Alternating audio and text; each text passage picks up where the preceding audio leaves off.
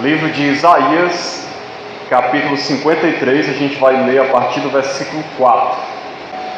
Diz assim a palavra de Deus: Certamente Ele tomou sobre si as nossas enfermidades, e as nossas dores levou sobre si. E nós o reputávamos por aflito, ferido de Deus e oprimido. Mas Ele foi traspassado pelas nossas transgressões e moído pelas nossas iniquidades. O castigo que nos traz a paz estava sobre Ele, e pelas suas pisaduras fomos sarados. Todos nós andávamos desgarrados como ovelhas, cada um se desviava pelo caminho, mas o Senhor fez cair sobre Ele a iniquidade de nós todos. Amém. Irmãos, esse texto de Isaías 53 é um dos textos que eu mais gosto do Antigo Testamento. E como a gente pôde observar aqui, ele tem uma mensagem rica, linda, profunda, que muitas vezes a gente lê, às vezes rapidamente, e não consegue perceber, garimpar o tesouro que está escondido aqui nessas letras. E falam coisas maravilhosas, que nós precisamos compreender estas coisas, porque dizem respeito à salvação, à grande salvação de Deus que foi conquistada por Jesus Cristo na cruz do Calvário. É interessante que esse texto de Isaías, ele foi escrito aproximadamente uns 700 anos antes de Jesus nascer. Mas ele detalha de uma maneira maravilhosa o que ia acontecer com Jesus, sendo que ainda faltavam 7 séculos para acontecer. Mas depois que aconteceu, quem volta para esse texto e lê, parece até que Isaías estava vendo Jesus, vendo a sua obra, vendo a sua crucificação, vendo o que ele fez. Parece até que Isaías leu os escritos de Paulo, de Pedro. Mas isso é por quê? Porque o Espírito de Deus, o mesmo Espírito que inspirou as Escrituras, o mesmo Espírito que estava sobre Jesus, o mesmo Espírito que hoje age aqui, também inspirou essa Escritura, também levou Isaías a escrever essa palavra, para que as pessoas soubessem o que o Messias ia fazer, o que ele ia realizar. E é algo maravilhoso.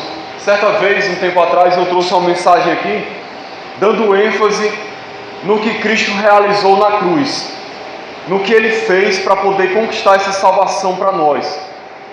Hoje eu vou falar um pouco, só a título de introdução, sobre o que Ele fez na cruz do Calvário, mas eu gostaria de enfatizar mais o resultado dessa salvação, o resultado da sua obra, do que Ele fez ali através do seu sacrifício na cruz do Calvário. O que esse sacrifício proporciona para todo aquele que crê, que o reconhece como Senhor. E que aí a gente possa refletir se nós estamos realmente usufruindo desses benefícios conquistados por Cristo. E que a gente possa compreender e se moldar e viver isso aqui, que Jesus conquistou para nós. Isso serve para quem não conhece Jesus. Eu não sei se tem alguém aqui que não conhece Jesus ainda. Mas às vezes, por incrível que pareça, irmãos, existem pessoas dentro das igrejas que não conhecem profundamente a obra de Cristo. E não conhecem profundamente o que essa obra de Cristo trouxe para nós, como resultado, como consequência na vida daquele que crê. Tem pessoas que não sabem nem expor isso para os outros. Se alguém perguntar para ela, me fale da salvação em Cristo, o que significa? O que é ser salvo? O que foi que Cristo realizou na cruz e o que foi que Ele conquistou para a sua vida? Tem gente que fica, Ele morreu pelos meus pecados. Só isso? Diga mais, eu quero entender. E a pessoa não sabe explicar. E é importante a gente saber dessas coisas, até para que a gente possa pregar o Evangelho, para que as pessoas compreendam o que Jesus fez. Então, nós vemos aqui no versículo 4, ele diz: certamente Ele tomou sobre si as nossas enfermidades e as nossas dores levou sobre si.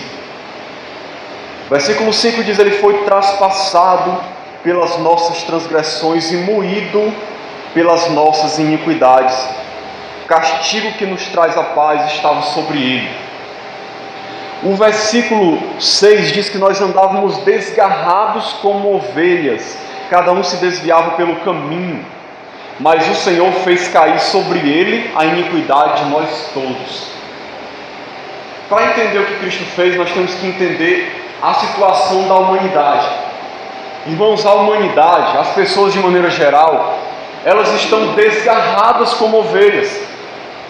É assim a situação de cada homem, de cada mulher no mundo. Aqueles que não têm Cristo, eles nascem debaixo de condenação e de maldição, desgarrados de Deus. Como diz lá em Romanos 3:23, porque todos pecaram e destituídos estão da glória de Deus. Não existe isso da pessoa dizer: eu já nasci com Cristo, eu já conheço Jesus desde quando eu nasci, eu já tenho Deus no meu coração desde sempre. Isso não existe. Nós nascemos em pecado, como Davi disse: em pecado me concebeu minha mãe. Nós nascemos envolvidos em iniquidade. Até mesmo uma criança manifesta muitas vezes a maldade que está no seu coração. A gente aqui às vezes não percebe isso. Às vezes uma criança, quando você faz alguma coisa com ela que ela não gosta, eu não sei se vocês já viram isso, ela mete o tapa na sua cara, ela puxa seus cabelos com raiva. Isso é uma manifestação do homem interior dela, contaminado pelo pecado, pela maldade. Se ela tivesse força o bastante, talvez ela derrubava você no chão e te enchia de porrada.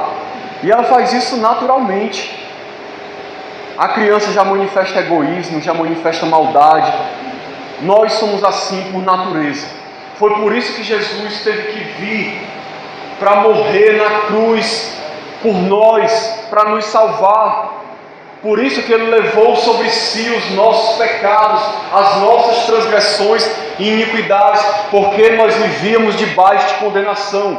Todo aquele que não tem Jesus está debaixo de condenação, está afastado de Deus. Por isso que Ele, na cruz do Calvário, Ele levou sobre si os nossos pecados. Ali na cruz do Calvário, Jesus, Ele sofreu a penalidade, a punição que nós merecíamos. Toda a ira de Deus, irmãos, foi descarregada sobre Jesus na cruz do Calvário. Isso é muito sério, porque nós é que merecíamos esse castigo.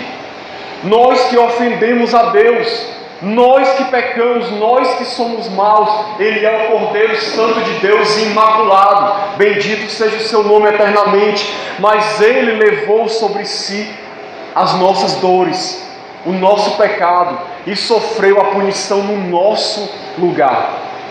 Toda a ira de Deus naquele momento foi descarregada sobre Ele. Ali na cruz Ele foi abandonado pelo Pai. Por isso que Ele clamou: Deus meu, por que me desamparaste? Aquilo era real que Ele sentiu. Foi um abandono verdadeiro. Tinha que ser assim, porque Ele tinha que sofrer a punição pelo pecado. Qual é a grande punição pelo pecado segundo a Bíblia?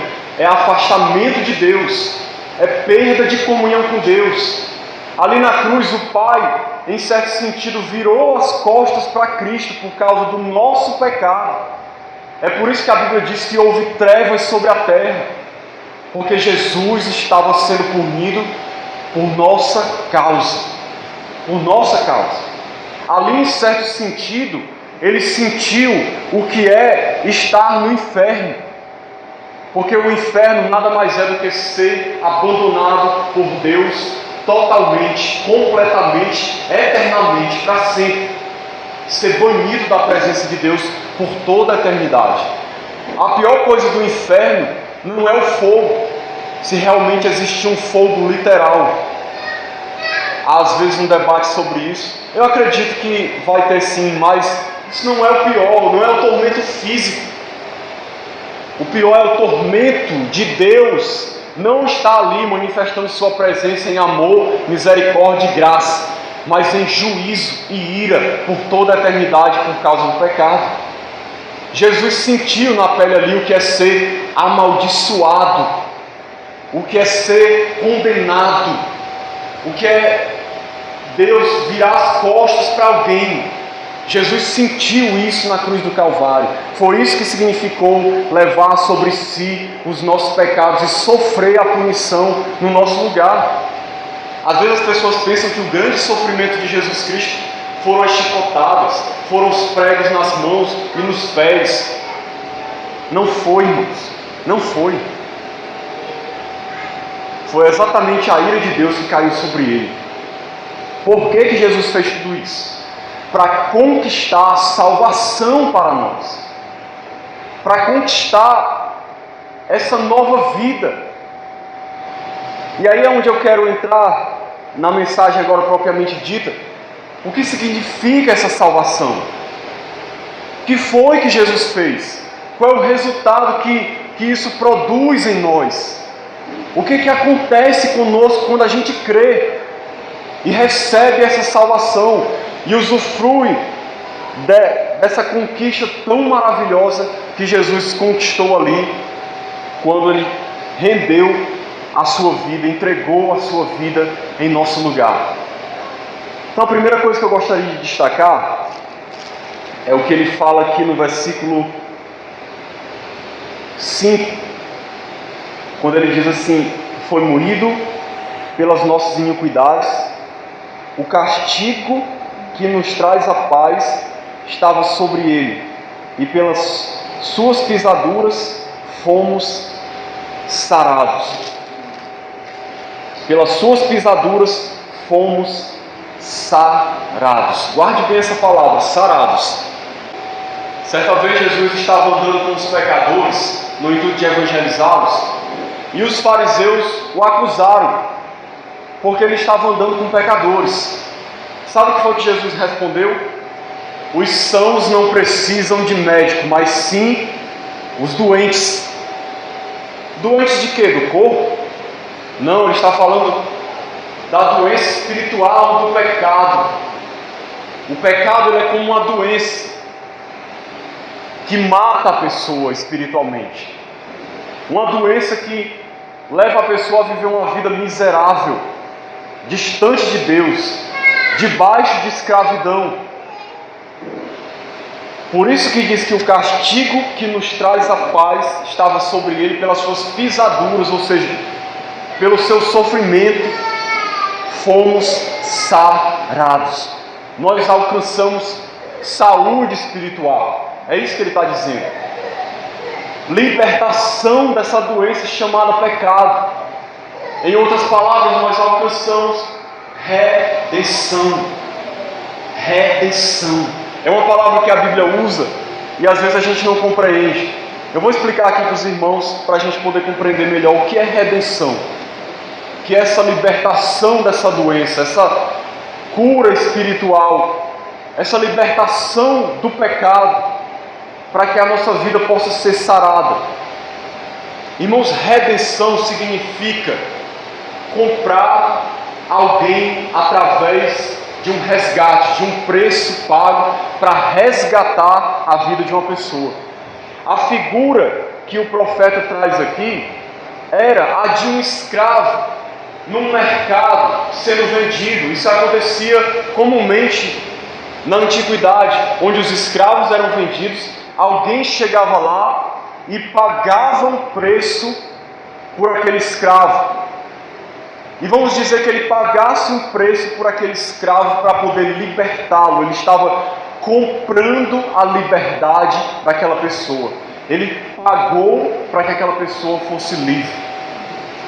Nós, naturalmente, nós precisamos compreender isso. A humanidade é escrava do pecado.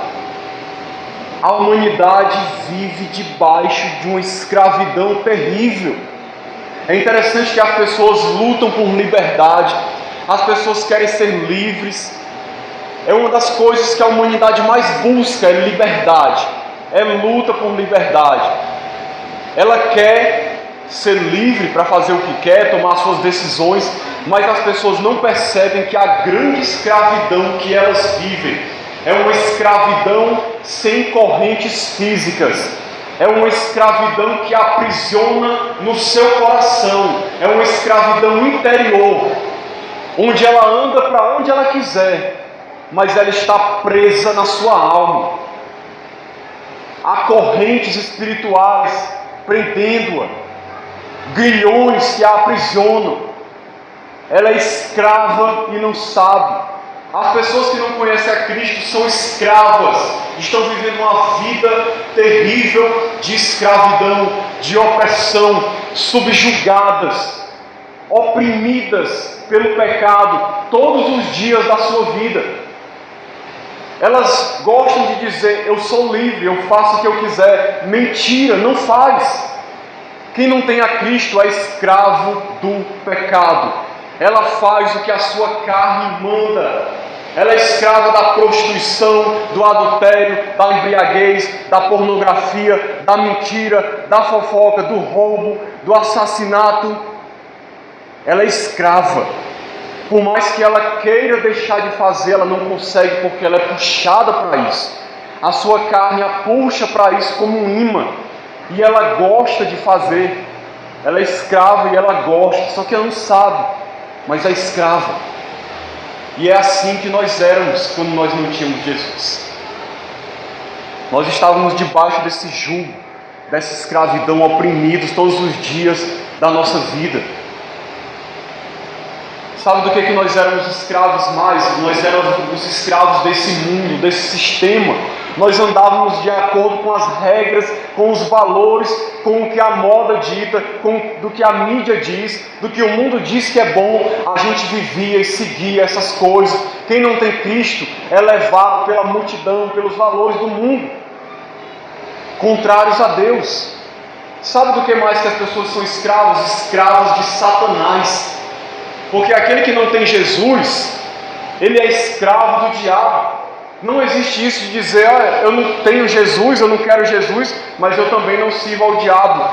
Isso é impossível. Se você não tem Cristo, você é escravo de Satanás. Você está subjugado por ele todos os dias da sua vida. Você cai nas suas armadilhas, você cai nas suas artimanhas, nas tentações que ele faz, e você nem percebe. Você é um escravo que está como se fosse uma Matrix, como naquele filme, e você acha que é livre, mas você não sabe que é escravo. E todos os dias da sua vida é oprimido por Satanás e levado por ele para onde ele quer, para viver no pecado, para viver uma vida de destruição e de morte. Porque ele veio para destruir, para matar, para acabar com a vida das pessoas. Essa é a situação da humanidade, irmãos. Essa era a nossa situação. Era assim que nós vivíamos. Por isso que nós precisávamos de redenção. Lá em Efésios 2 diz, versículo 1: Ele vos deu vida, estando vós mortos nos vossos delitos e pecados, nos quais andastes outrora, segundo o curso deste mundo, segundo o príncipe da potestade do ar, que atua agora em quem? Nos filhos da desobediência. Essa era a nossa situação. Essa é a situação daquele que não tem Cristo. Mas o que acontece? A salvação, ela tem esse aspecto de trazer redenção. Por isso que lá em 1 Pedro 1, 18 e 19 diz assim: não foi mediante coisas corruptíveis como prata ou ouro, ou seja, coisas que se acabam, que fostes resgatados do vosso fútil, ou seja, inútil, procedimento que vossos pais vos legaram, mas pelo precioso sangue, como de cordeiro sem defeito e sem mácula, o sangue de Cristo. Louvado seja o Senhor, porque foi isso que Jesus fez. Nós fomos resgatados, comprados. Ele nos comprou com o seu sangue. Ele pagou por nós para nos dar a libertação dos nossos pecados, do diabo, do mundo, para verdadeiramente nos libertar. É por isso que a palavra de Deus diz: se pois o Filho vos libertar, verdadeiramente sereis livres. Só Ele é capaz de libertar o homem do pecado, desse jugo. E diz mais: e conhecereis a verdade vos libertará. Quando nós conhecemos a verdade, Jesus nos liberta do pecado, das garras de Satanás. Mas para isso é preciso a pessoa crer. A Bíblia diz que a salvação vem por meio da fé. Nós somos salvos pela fé. No momento que a pessoa crê em Cristo, em tudo aquilo que Ele fez, o reconhece como seu Salvador e Senhor, nesse momento imediato, essa pessoa é resgatada da sua vida fútil e inútil. Ela é liberta do pecado. Ela é arrancada do reino das trevas. Ela é tirada das mãos de Satanás. O pecado, ele perde o poder sobre aquela pessoa, de escravizá-la, de subjugá-la.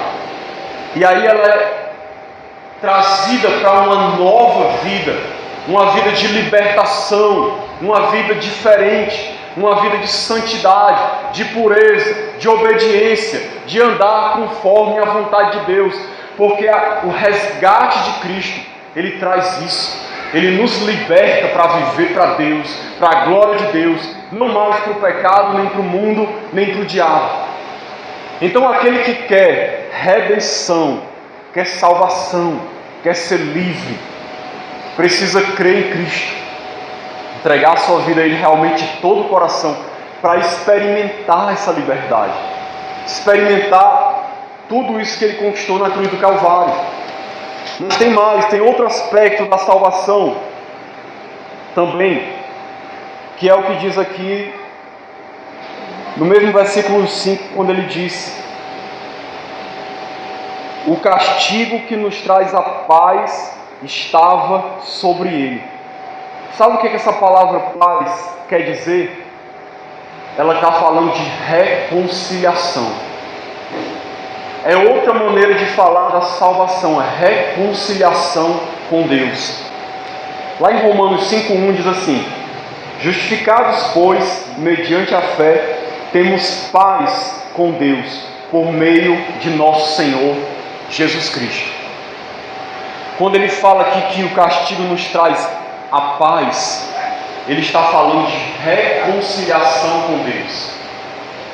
Paz aqui não é uma vida sem problemas, sem sofrimento, sem dificuldades. Não é isso que ele está falando.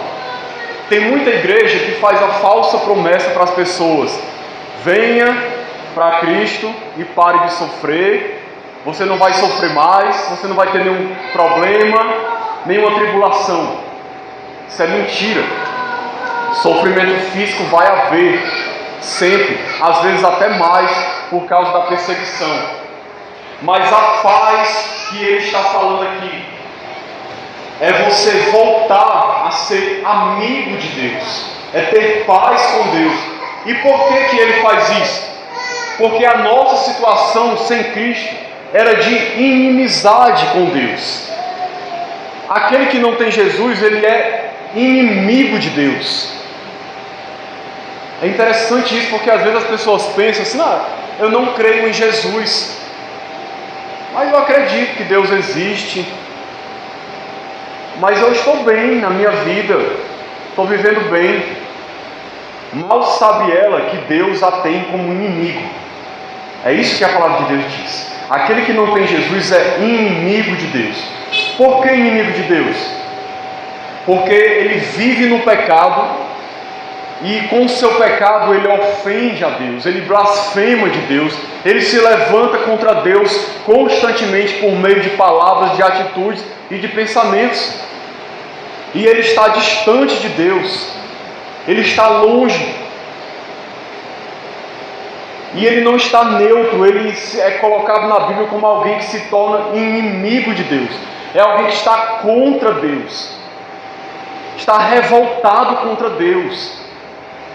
Essa é a situação do incrédulo. Ele não tem paz, mas Jesus morreu na cruz para quê?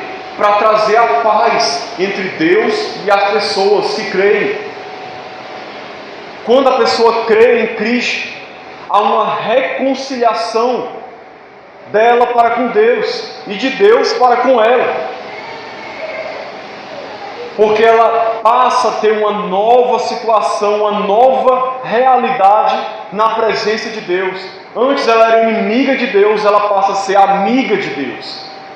Lembra do que Jesus disse para os discípulos? Já não vos chamo servos, mas vos chamo amigos. Porque o servo não sabe o que faz o seu Senhor. Mas eles sabiam, porque eles tinham intimidade, eles estavam andando com Jesus, eles eram amigos de Jesus. O que é ser amigo de Deus? É ter intimidade com Deus, é ter comunhão com Ele, é andar com Ele, é estar junto dEle, é ter acesso à presença dEle. Reconciliação com Deus fala disso também, de estar tendo acesso livre à presença de Deus. É por isso que quando Jesus morreu, o véu do templo se rasgou de alto a baixo. Foi Deus que rasgou aquele véu, para dizer para as pessoas que agora o caminho para a sua presença estava aberto. É por isso que a Bíblia diz lá em Hebreus: tendo, pois, intrepidez para entrardes no santo dos santos, pelo novo e vivo caminho, pelo sangue de Jesus. Jesus abriu um novo e vivo caminho pelo seu sangue. Esse caminho leva aonde? Ou melhor, leva a quem? Leva a Deus. É o caminho para Deus, é por meio do sacrifício de Cristo. Quando a pessoa crê em Jesus, agora ela tem acesso total, livre à presença de Deus a toda hora. Ela se torna amiga de Deus. Ela passa a ter comunhão. E Deus vem habitar dentro dela. É isso que é maravilhoso. Porque nós, naturalmente, dentro de nós habita o pecado, a maldade. Mas quando nós cremos em Cristo, Deus mesmo habita dentro de nós, porque nós nos passamos a ser morada do Espírito Santo. E Jesus disse também lá em João 14, ou foi João 15, que ele diz: eu e o Pai viremos para Ele e faremos nele morada, na vida daquele que crê e anda em obediência a Cristo. Deus agora mora dentro da vida daquele que crê. Aonde você vai, Deus está com você. Você agora é amigo de Deus, tem intimidade com Deus. Mas eu pergunto, você vive isso? Você usufrui disso? Porque foi isso que Jesus conquistou na cruz do Calvário para todo aquele que crê nele. Amizade, intimidade. Ele nos tirou, nós estávamos distantes, desgarrados como ovelhas, longe, inimigos de Deus, e Ele nos trouxe para perto, Ele nos trouxe para bem junto dEle, e nós nos tornamos filhos de Deus. Reconciliação tem a ver também com adoção. Nós fomos adotados como filhos de Deus. Que coisa mais maravilhosa pode haver no mundo? Nós não éramos filhos, mas a Bíblia diz lá em João 12, que a todos quantos o receberam, deu-lhes o poder de serem feitos filhos de Deus. A Bíblia diz que o Espírito de Deus habita em nós, e esse Espírito clama Abba, que significa Pai.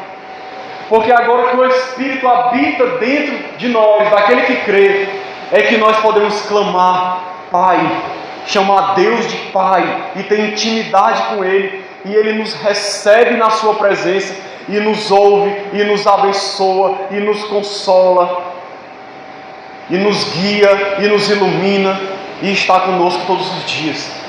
Mas isso é para aquele que crê em Cristo, que crê em tudo aquilo que Ele fez e se entrega a Ele de todo o seu coração. Caso contrário, o que resta para a pessoa é inimizade com Deus. Eu vejo às vezes as pessoas dizendo assim: eu vou orar a Deus, Deus abençoa a minha vida, Deus está sempre comigo, eu falo com Deus. Mas quando você olha a vida dela, a pessoa vive no pecado, tem prazer no pecado, nunca se arrependeu, não tem prazer nas coisas de Deus, não está nem aí para Deus, não quer saber de nada relacionado ao Evangelho, só quer saber de pecado, de coisas que destroem a vida dela. Mas ela acha que mesmo assim, se ela clamar, se ela falar e pedir, Deus vai dar o que ela quer, Deus vai ouvir suas orações. A Bíblia diz que a oração do ímpio é abominação para Deus. Por que é abominação para Deus? Porque nós só chegamos a Deus por meio de Cristo. Você não chega a Deus diretamente. Se você não crê em Cristo, se você não entregar a sua vida a Ele, se você não se render a Ele de todo o seu coração, você não chega a Ele diretamente. Você não chega a Ele por outro caminho, por um atalho. Não só é no nome de Jesus, só é por meio de Jesus que nós obtemos a bênção e o favor de Deus. Para terminar, eu quero falar aqui rapidamente sobre a justificação. O versículo 11 diz assim: ele verá o fruto do penoso trabalho de sua alma e ficará satisfeito. O meu servo, o justo, com o seu conhecimento, justificará a muitos, porque as iniquidades deles levará sobre si. 2 Coríntios 5:21 diz assim: aquele que não conheceu o pecado, Ele o fez pecado por nós, para que nele fôssemos feitos justiça de Deus. A salvação envolve também justificação. Às vezes a gente lê essa palavra na Bíblia e a gente passa por cima e não entende o que significa isso. Sabe o que é justificação? Nós, aquele que não tem Cristo, nós como não tínhamos, estávamos debaixo de condenação. Nós estávamos amaldiçoados. Essa é a verdade. O nosso destino era a condenação eterna no inferno distante de Deus. A gente já recebeu o que nós merecíamos por causa do nosso pecado. Esse é o estado daquele que não crê. A sua vida, ele está debaixo de condenação. É por isso que a Bíblia diz que aquele que crê não é condenado, mas quem não crê já está condenado. Ele não vai ser, ele já está condenado. Essa é a situação natural do ser humano. Mas o que é que a justificação faz? Jesus, sendo justo e perfeito, o Cordeiro de Deus, imaculado e santo, sem pecado, Ele se entregou na cruz por nós. Ele tomou o nosso lugar. Para quê? Para que nós recebêssemos aquilo que está relacionado a Ele. Ele se tornou pecado em certo sentido, porque o pecado estava sobre Ele. É isso que esse texto de Coríntios está dizendo. O pecado foi colocado sobre Ele, para Ele pagar o pecado, o nosso pecado, para que todo aquele que cresce nele fosse justificado do seu pecado e fosse imputado sobre ele, colocado sobre ele a justiça de Cristo.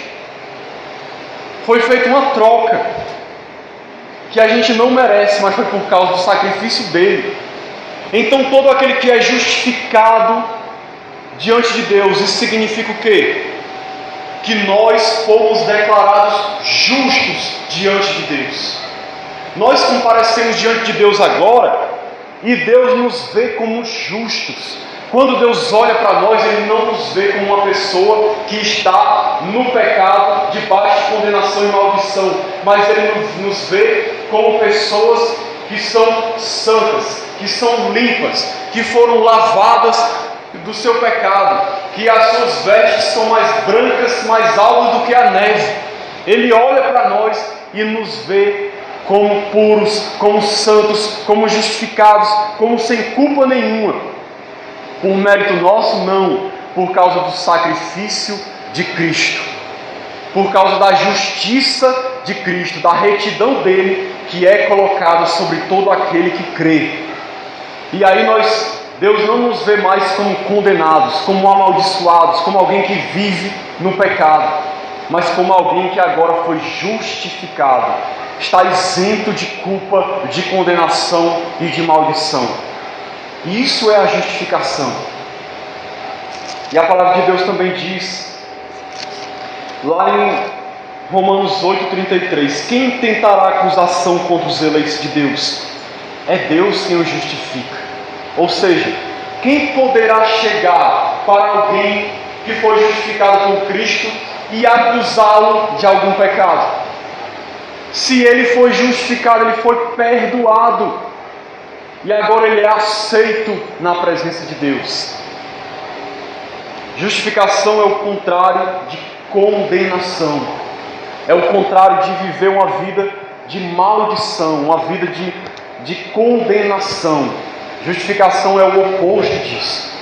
Nós somos justificados mediante a fé, como diz lá o texto de Romanos 5,1, e agora temos paz com Deus. E aí eu quero finalizar dizendo o seguinte: tudo isso é uma maravilha. É maravilhoso você ser liberto do seu pecado, você voltar a ter reconciliação com Deus, você ser aceito na presença de Deus, ser justificado. Mas nós devemos compreender que o fato de Cristo ter morrido na cruz não trouxe isso automaticamente para todas as pessoas do mundo. Tem gente que pensa que porque Jesus morreu na cruz, agora todo mundo está salvo, vai todo mundo para o céu. Não. É por isso que o Evangelho é pregado, e Jesus e os apóstolos e a igreja pregaram constantemente dizendo: arrependam-se e creiam no Evangelho.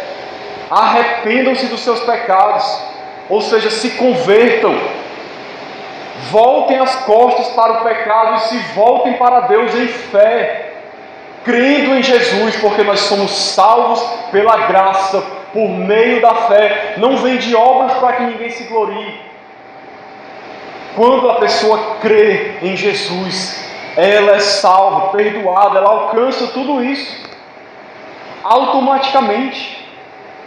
Mas é preciso crer, é preciso crer em Jesus, e crer verdadeiramente, porque as pessoas pensam que crer é só acreditar, é só dizer: eu acredito que Jesus existe, eu acredito em Deus. Crer envolve obedecer, crer envolve entrega, crer envolve renunciar ao pecado, renunciar ao mundo, tomar a sua cruz e seguir a Jesus. Crer envolve se arrepender dos seus pecados, lamentar de tudo que fez, para viver uma vida nova, em novidade de vida. Tem muita gente hoje dentro das igrejas que não sabe o que é crer. Ela diz que crê, mas vive no pecado, vive como incrédulo, vive como mundano. Mas ela acha que ela é de Deus, mesmo assim. Isso é uma contradição. A fé, ela nos leva a uma nova vida com Cristo. E esse arrependimento está sendo pregado, o Evangelho está sendo pregado a toda criatura. E Deus vai dar essa salvação de graça para todo aquele que crê, para todo aquele que quiser receber. Todo aquele que não endureceu seu coração diante do chamado de Deus, diante da ação do Espírito. Por isso que a palavra de Deus diz: hoje, pois, se ouvirdes a sua voz, não endureçais o vosso coração. As pessoas estão endurecendo o coração, rejeitando a oferta de salvação. Mas aquele que crê será salvo e vai usufruir de tudo isso para a glória de Deus. Então que Deus nos abençoe em nome de Jesus.